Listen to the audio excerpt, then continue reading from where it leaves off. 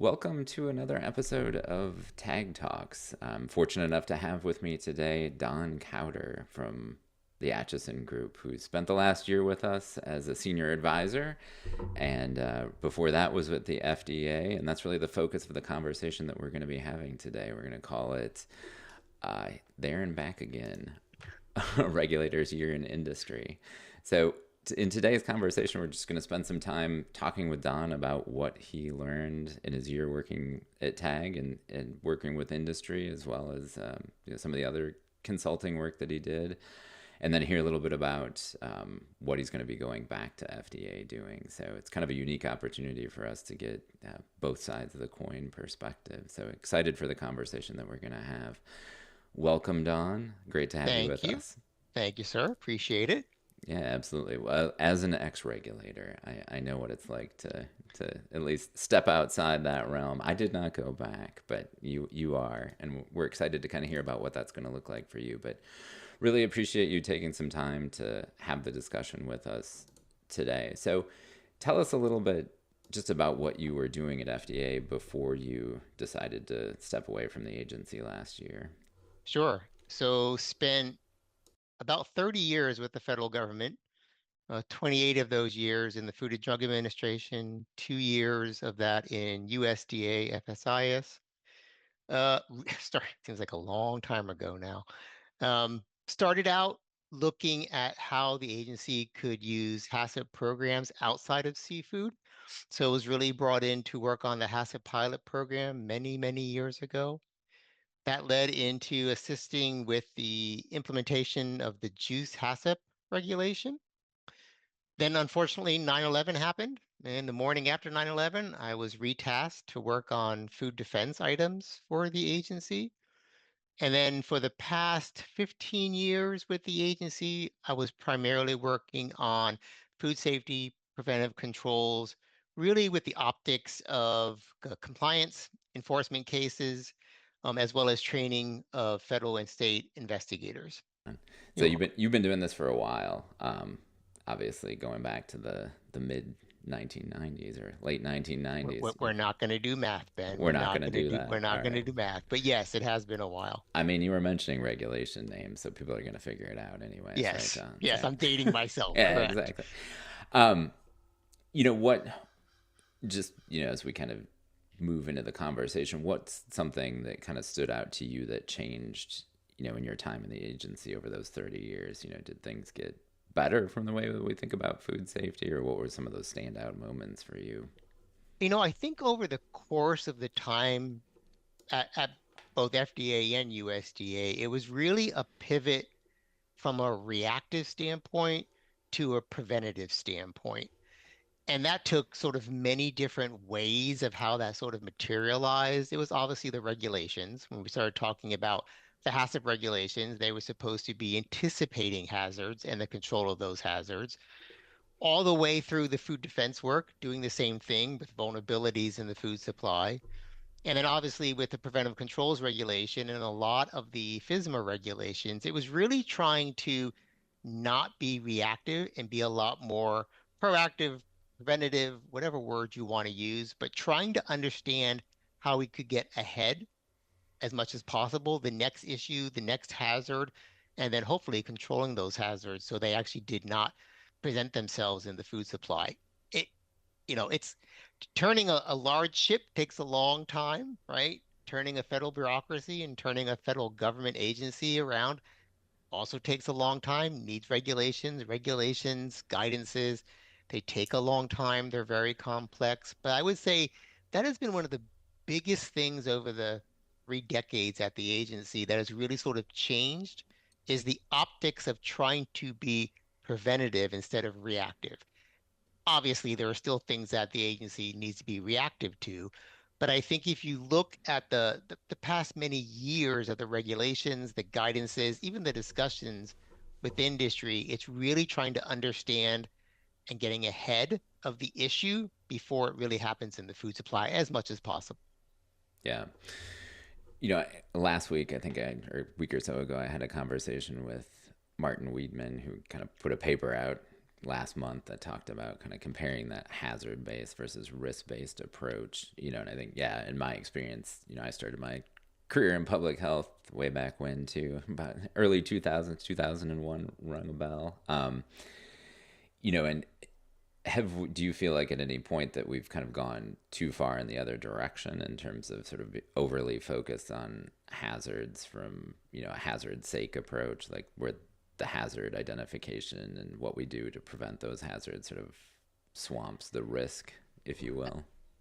In some way, yes. I think it is very easy sometimes to get lost in the totality of hazards that may be there, but in the actual food commodity, food process, ingredient, whatever we're talking about, what is the actual risk of that? As opposed to, yeah, it could be a potential hazard, but that's really why I think that evaluation for the hazard analysis, whether it's HACCP or preventive controls, is so important because you're supposed to be looking at the big universe of potential hazards and putting in that risk to determine whether or not it's a hazard that really needs to be controlled in your ingredient, in your process.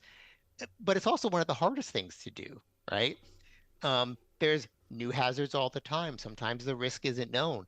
Sometimes the risk is commodity specific, food specific, even individual specific, right? I mean, luckily, I don't have any food allergies, but I know a lot of people that do. So the risk is very different if you look at the potential hazards that need to be controlled for that individual person versus other individuals.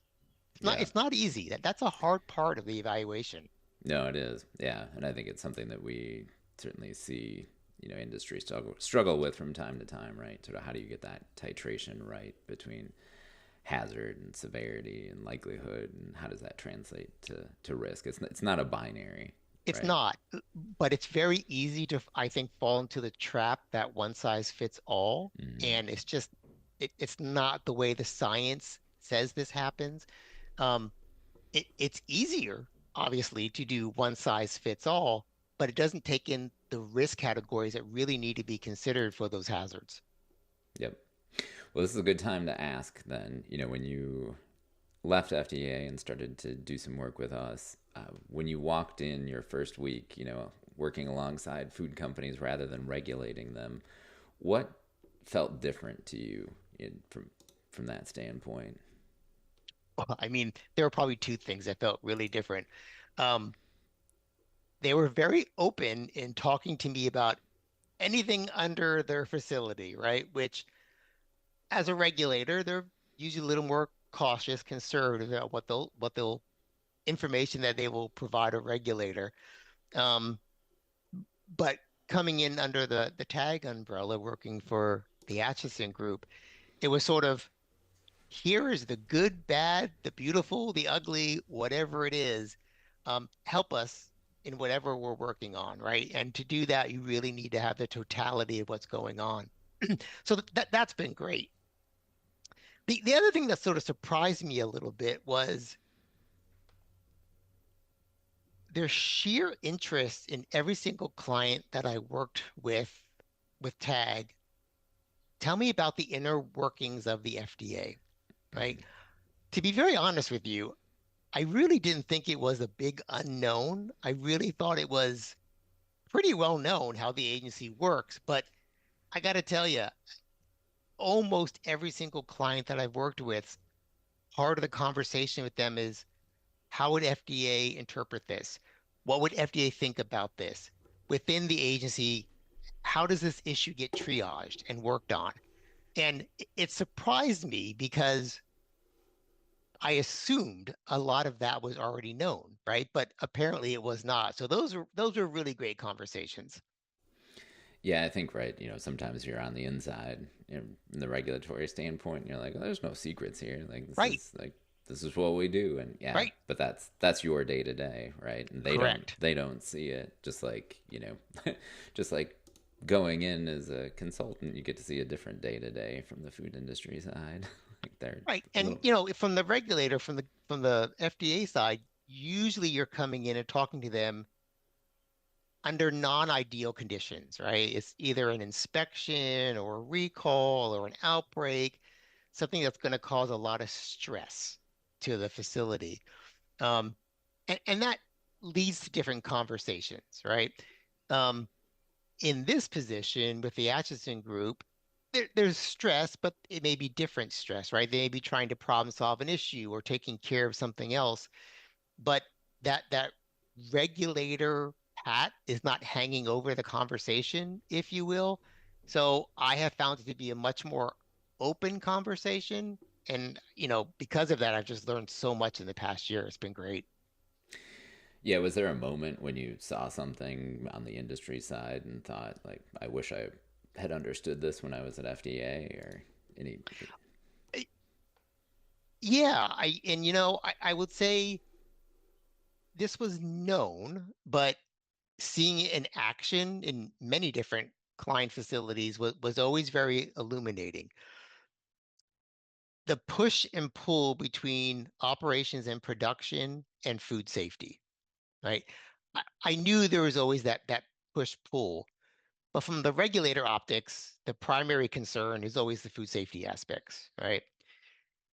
It was and continues to be very illuminating to see, you know, sitting in a facility for a week or two, helping them triage an issue, the push pull between food safety, food quality, and production operations.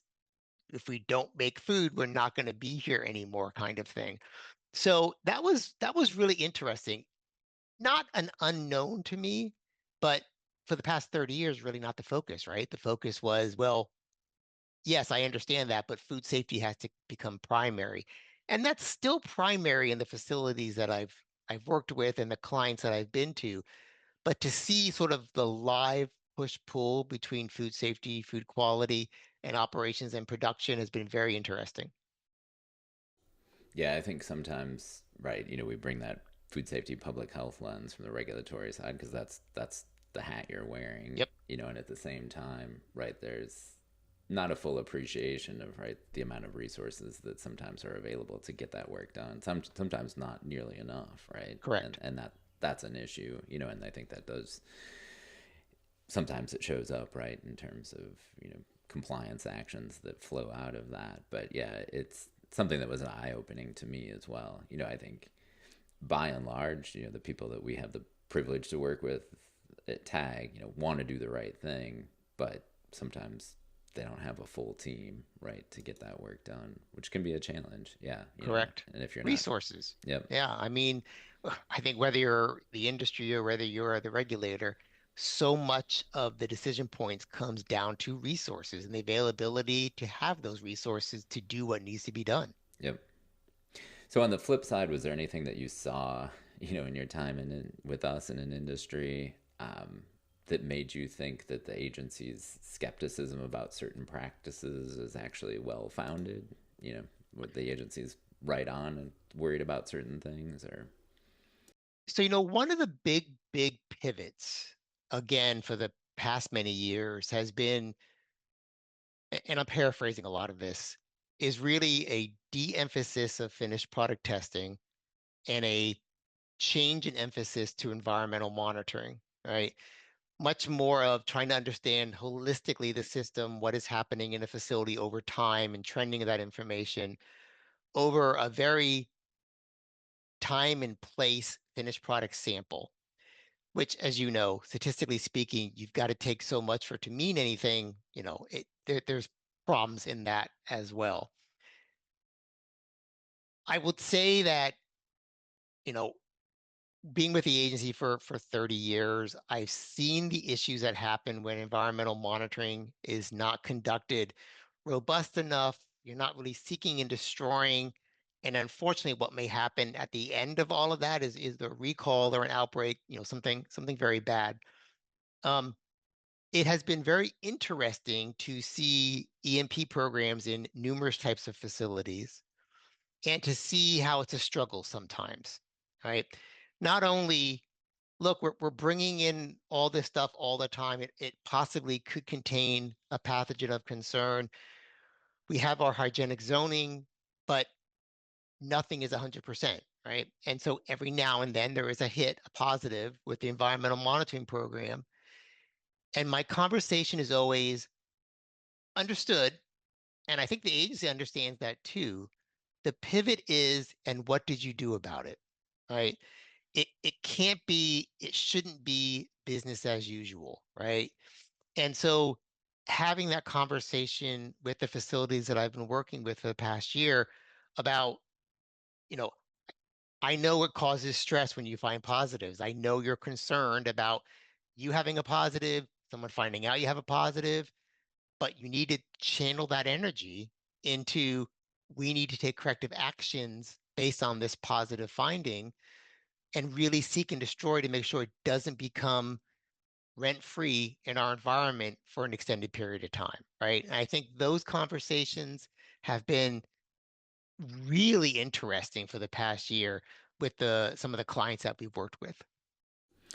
Yeah, I think it's that corrective action piece, right? People get, It is. and it's hard because, you're doing 100 other things and that's one of the data points, and it's easy to get complacent and It is. not necessarily follow up. And you do want to find things in those programs. You don't want to have a 0% detection Right. rate. That probably Because you're tells you probably not looking hard enough. exactly it's not Right. working. No, it's a definitely an area I think where there's opportunities still within industry, and right, the regulators know that. And certainly I think too, in leaning into what are the proper use of tools like whole genome sequencing, Yep. right? And I think that's going to be an interesting conversation over the next couple of years between the agency and industry, because the tools are there. So then what's the expectation that you use those to kind of drive, especially your root cause investigation? So Yeah, I that's mean, I think the agency's been pretty clear that they have, I think, big plans for those type of technologies. But I've also heard from our clients for the past year the concerns they have with some of those technologies as well. Yep. Yeah, because all of a sudden you maybe know a little bit more than you wanted to know Yep. associated associated with an outbreak. But Yep. and I think there's ways to navigate that and manage that. We're gonna have a talk about that at IFP, so coming up. But A good talk, a yes. good talk, I think. So looking forward to that one. So how did you find that companies talked about FDA internally, and did kind of what they talked about, the tone match what you expected, or was it different from what you thought about when you were a regulator? You talked a little bit about people wanting to know how it worked, but were there other things that came up in terms of? I mean, the big one was, you know, peek behind the curtain, Don. Let us know the inner workings. The reality is it's a stressful event when a regulator comes into a facility. But I will say that it's been pretty positive, the interactions that our clients so far have told me, their interactions with the agency, right? They understand they have a job to do. But in the majority of our clients, it's been a professional back and forth of information exchange during the inspections. It has been, you know, stressful from the standpoint of, hey, we're here to inspect you. That's always going to be stressful, right? But I've also heard that some of our clients have actually learned a lot from some of the investigators as well. Why are you looking at this? Why is this a concern for you? Is this a hazard I should be concerned about? Is there new science related to the control of a particular hazard or process? Um, that has been really good to hear, right?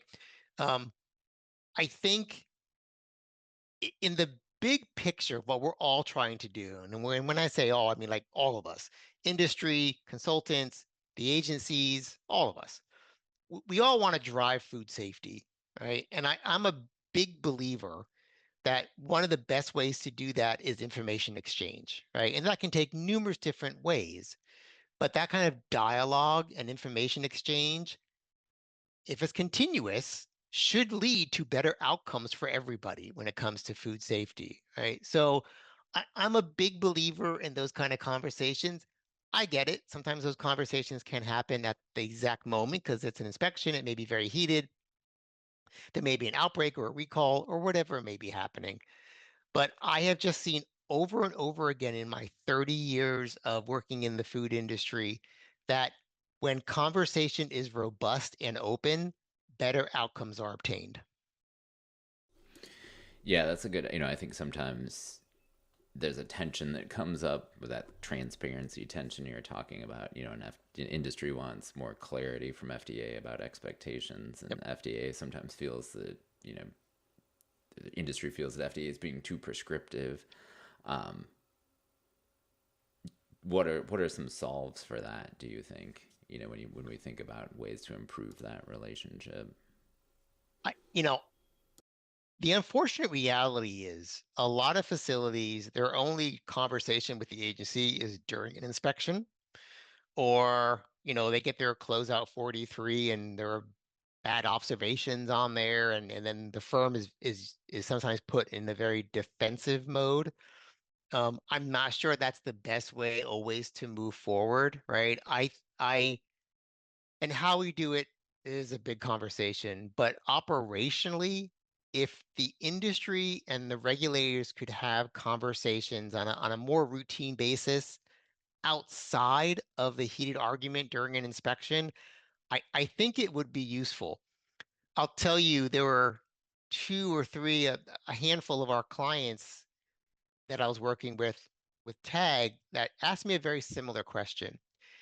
And my response to them was, don't wait until an inspection to reach out to your division in your district office, right? Start that dialogue, start that conversation, get to know them, have them get to know you, and have those conversations before, knock on wood, before anything bad happens, whether that be a recall, an outbreak, an inspection, whatever bad definition is.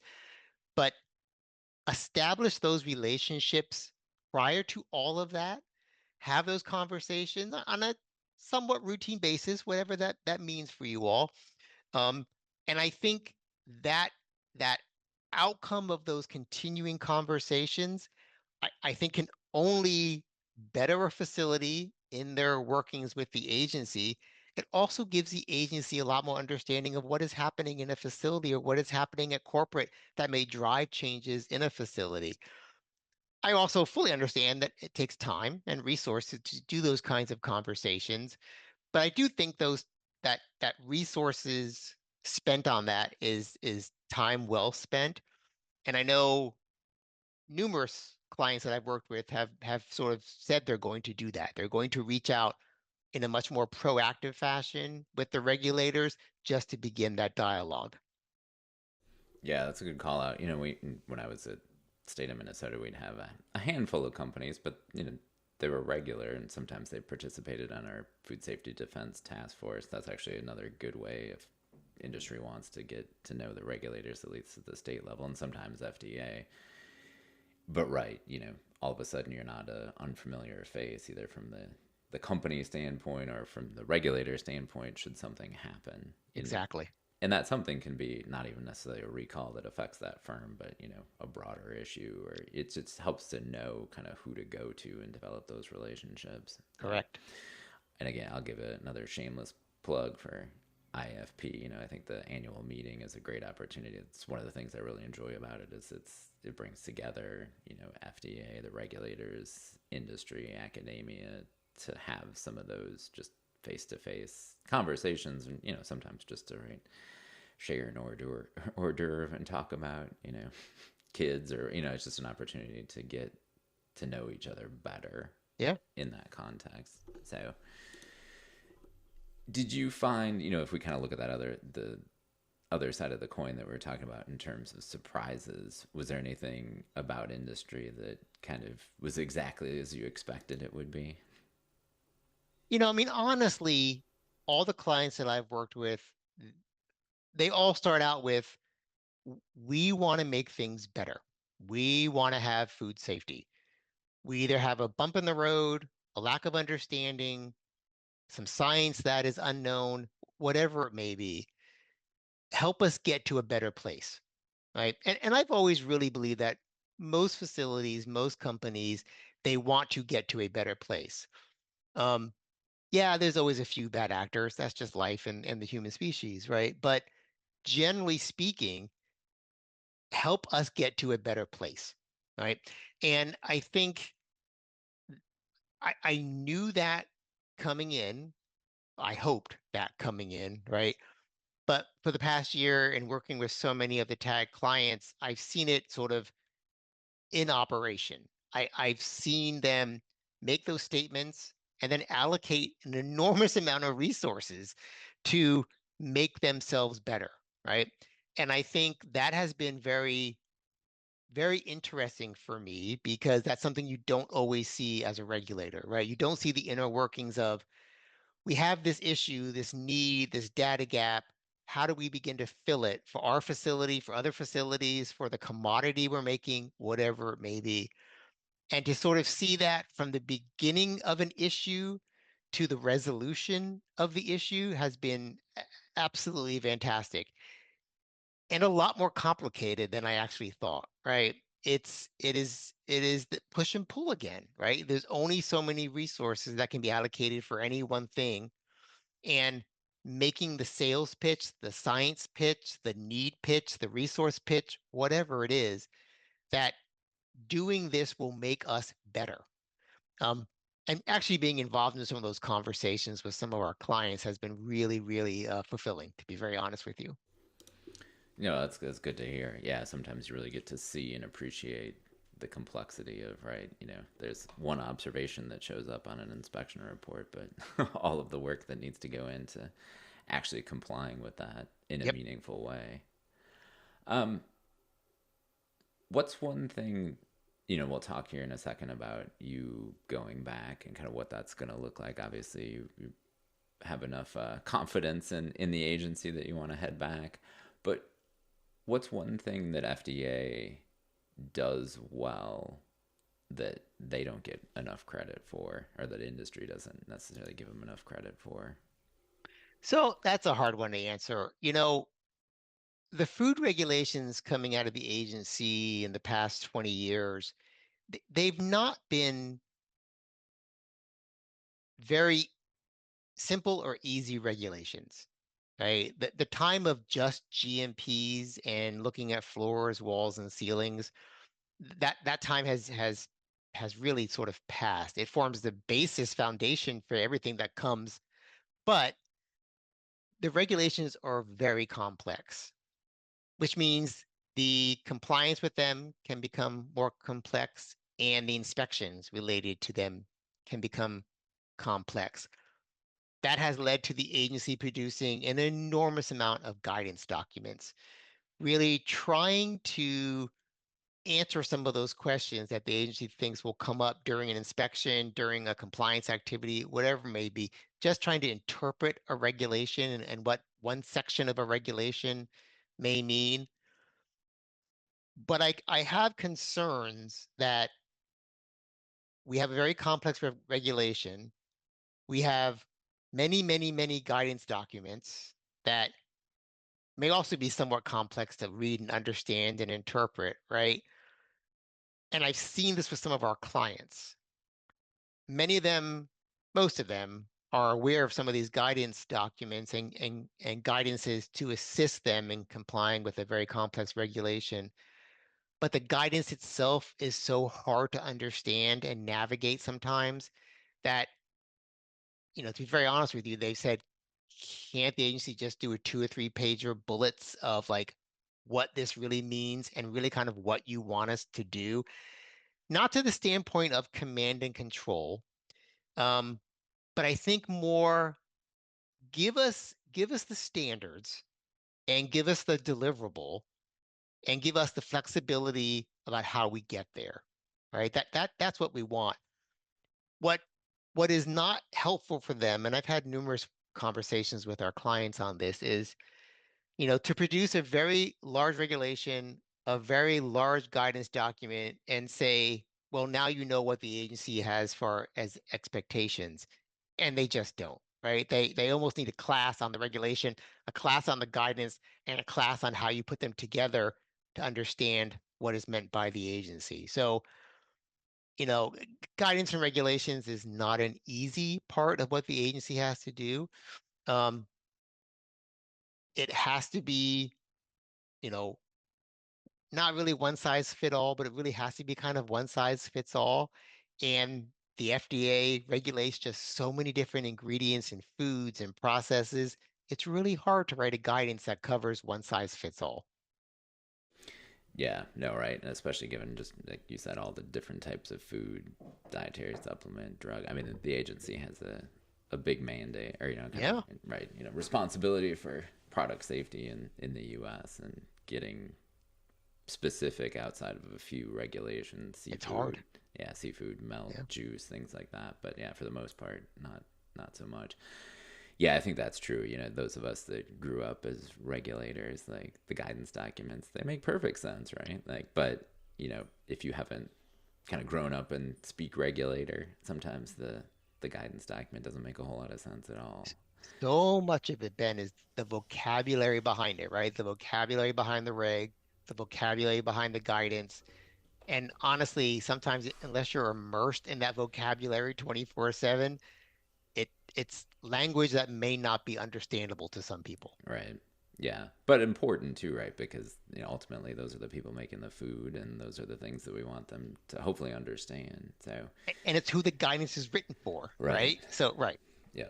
No. Well, you can add that to your to-do list when you to the get list. back. Yeah, exactly. Make clear guidance documents. But so tell us a little bit about what you're going to go back and do. What's that going to look like? So the agency has come back to me and has basically said, we need some assistance, right? Um, so I'm going back, working in the Office of Microbial Food Safety in headquarters in the Human Food Program, going back to a lot of what I was doing previously. So it'll be compliance cases, enforcement cases, looking at developing the regulatory strategy for something that may come up during an inspection. I'm sure they're going to have me working on outbreaks and working on teams associated with the response to an outbreak.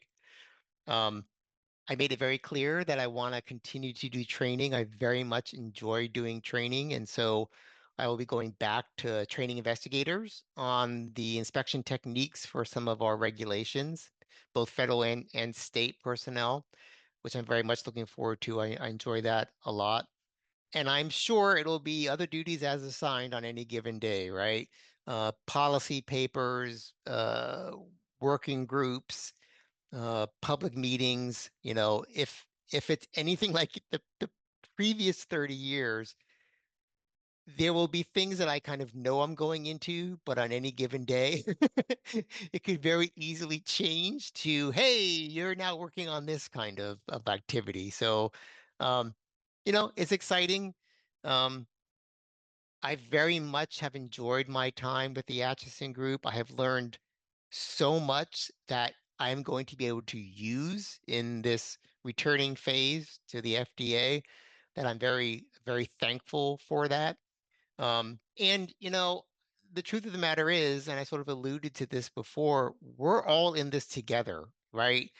We may at times sit on different sides of a table, as I put it, but it's the same table, right? And so I think it's important to remember that at the end of the day, the deliverable for all of us and probably everyone listening to this tag talks is they want to produce safe food. They want to be in compliance with the regulation. They want to be able to provide safe food to the American public. And so um, I'm very thankful to be given this opportunity to go back to the agency to continue really what I've been doing for the past 30 years. No, I appreciate that. I think I love the same table analogy. When we think about it, right? People eat 2 3 meals a day, right? And we just expect the food to be safe, and there's so much infrastructure behind that. Be that on the regulatory side and industry and in academia. We're all at the end of the day, we're all collaborating towards the same goal, which is good. It's why I enjoy this work. Me too. It is never the same. Any given hour, any given day, it's never the same, which is exhilarating. So, two more questions. Yeah.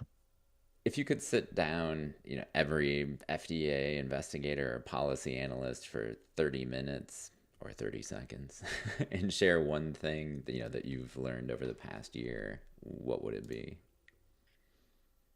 That during the inspection process, it may be that you need to sort of continue the education of the individual on what a certain section of the regulation or the guidance really means. And that sounds really easy, but it really isn't. It's actually a very complex topic. Um, FSMA started out with educate while they regulate, and that conversation is still ongoing. But I'll tell you, just in the year that I've been with the Acheson Group and being in so many of our facilities, our client facilities, there's still an enormous need for education, right? It's why does the agency think this? What do they mean by this guidance document? What are their expectations? What are their standards? I mean, over and over and over again, there's just a thirst for knowledge and really a thirst for understanding. But that's so they could be in compliance and know what to do, right? To make the food safe and safer. So, I would say the agency is always going to have a role in that because you are going to be, our investigators are the boots on the ground that talk to these individuals on every single day that they're doing an investigation and inspection. And I think that conversation, while they're not technically hired to be educators per se, I think that role to have the industry as best they can understand the expectations can go a long way to gaining compliance with the regulation. Yeah, so really helping industry understand why, right? Why is this required? Why is the regulation written this way? Right. Like, yeah, And even what does this part of the regulation mean? right. Right. Right. Yep. No, absolutely. Yeah, I think that goes a long way. So the last question that I ask everybody is, who or what in food safety or outside of it is doing work right now that you think deserves more attention? So I'm going to pick a topic more than a person. And I think it's dry cleaning. And I think and when I say that, I mean the big topic of dry cleaning.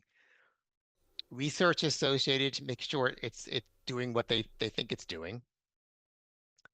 Equipment manufacturers that are designing equipment to be sort of dry cleaned. Chemical manufacturers that are designing dry cleaning chemicals. Personnel that are looking at procedures to ensure that dry cleaning is appropriate and effective for what they believe it's doing. It's all of the above. I have seen the struggles even before I started with the Acheson Group when I was still at the agency. I've seen them blossom over and over again the past year of facilities trying to keep their plant dry. Um, Dry powders, infant formula, nut butters, pick the low moisture food that we're talking about, and struggling with the reduction of water in their cleaning and sanitizing activities.